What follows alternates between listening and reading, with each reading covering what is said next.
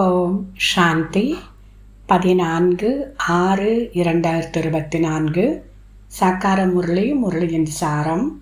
இனிமையான குழந்தைகளே, நம்முடைய பாபா தந்தையாகவும் இருக்கின்றார், ஆசிரியராகவும் இருக்கின்றார், சத் குருவாகவும் இருக்கின்றார் என்பது நினைவில் இருக்கட்டும். இந்த நினைவுதான் மன்மனா பவ ஆகும். கேள்வி: மாயையின் தூசி கண்களில் விழும்போது முதலில் எத்தகைய தவறு நடக்கிறது? மாயையினுடைய தூசு கண்களில் விழும்போது முதலில் எத்தகைய தவறு நடக்கிறது? பதில்: மாயை முதல் தவறு செய்ய வைக்கிறது. அதாவது அவர்கள் படிப்பை விட்டு விடுகிறார்கள். பகவான் படிப்பிக்கின்றார் என்பதை மறந்து விடுகிறார்கள்.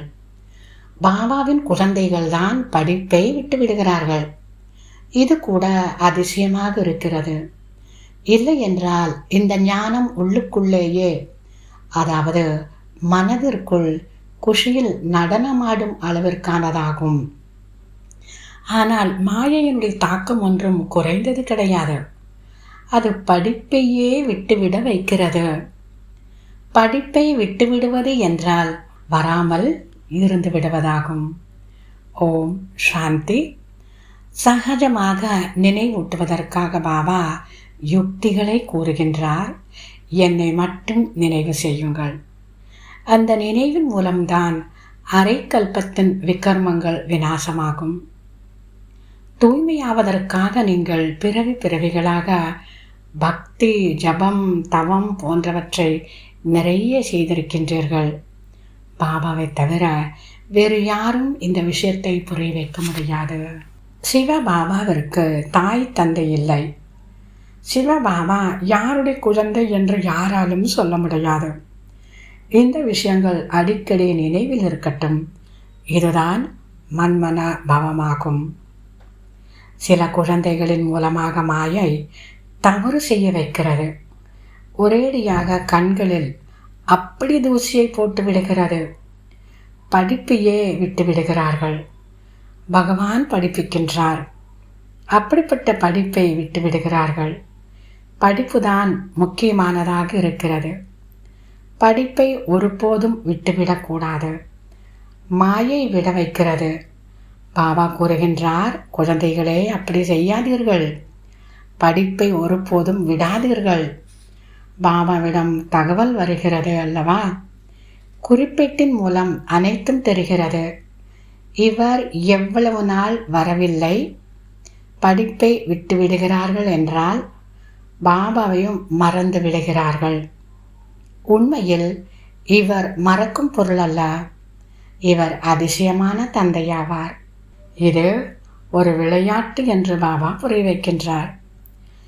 எங்கு வேண்டுமானாலும் அமர்ந்திருங்கள். புத்தியில் பாபாவினுடைய நினைவு இருக்கட்டும்.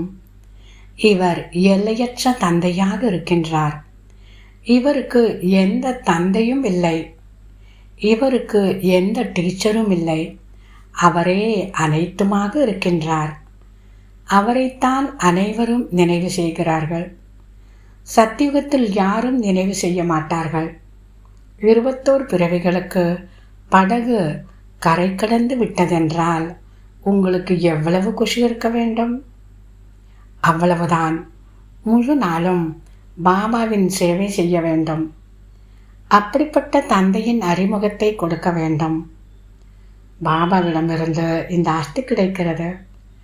பாபா நமக்கு ராஜயோகத்தை கற்றுக் கொடுக்கின்றார். மேலும் பிறகு அனைவரையும் தன்னுடன் அழைத்து செல்கின்றார்.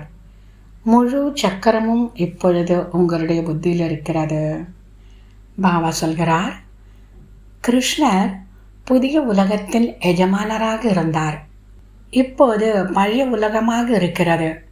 பிறகு கண்டிப்பாக புதிய உலகத்தின் எஜமானராக ஆவார். படத்திலும் கூட தெளிவாக இருக்கிறது. நீங்கள் நன்றாக தெரிந்திருக்கிறீர்கள். இப்போது நம்முடைய கால்கள் நரகத்தின் பக்கமும் முகம் சொர்க்கத்தின் பக்கமும் இருக்கிறது. அதுதான் நினைவில் இருக்கிறது. இப்படி நினைவு செய்து செய்து கடைசி நேரத்தில் புத்தியில் என்ன இருக்கிறதோ அப்படிப்பட்ட நிலையாகிவிடும். எவ்வளவு நல்ல நல்ல விஷயங்களாக இருக்கிறது. இதை சிந்தனை செய்ய வேண்டும். நல்லது. தாரணைக்கான முக்கிய சாரம். முதலாவது, இந்த கண்களின் மூலம் என்னவெல்லாம் தெரிகிறதோ அவற்றிலிருந்து பற்றை நீக்க வேண்டும். ஒரு பாபாவை மட்டுமே பார்க்க வேண்டும். உள் உணர்வை சுத்தமாக்குவதற்காக இந்த மோசமான சரீரத்தின் பக்கம் கொஞ்சம் கூட கவனம் செல்லக்கூடாது. இரண்டாவது, பாபா சொல்லக்கூடிய தனிப்பட்ட மற்றும் சத்தியமான ஞானத்தை நல்ல விதத்தில் படிக்க வேண்டும் மற்றும் படிப்பிக்க வேண்டும். படிப்பை ஒருபோதும் தவறவிடக்கூடாது. இன்றைய முரளியில் கொடுக்கப்பட்டிருக்கக்கூடிய அழகான வரதானம், அமைதி சக்தியை பயன்படுத்துவதன் மூலம் ஒவ்வொரு காரியத்தில் எளிதாக வெற்றியை பலனாக அடையக்கூடிய பிரயோகி ஆத்மாகுக.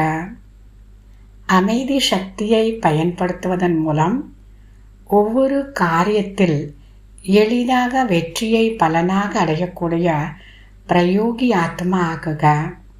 விளக்கம். இப்பொழுது நேர மாற்றத்தின்படி அமைதி சக்தி என்ற சாதனத்தை பயன்பாட்டில் கொண்டு வரும் பிரயோகி ஆத்மா ஆகுங்கள். வார்த்தைகளின் மூலம் ஆத்மாக்களுக்குள் அன்பு என்ற சகயோக பாவனையை உருவாக்குவது போன்று சுப பாவனை அன்பான பாவனைக்கான ஸ்திதியில் நிலைத்திருந்து அவர்களுக்குள் சிரேஷ்ட பாவனைகளை உருவாக்குங்கள்.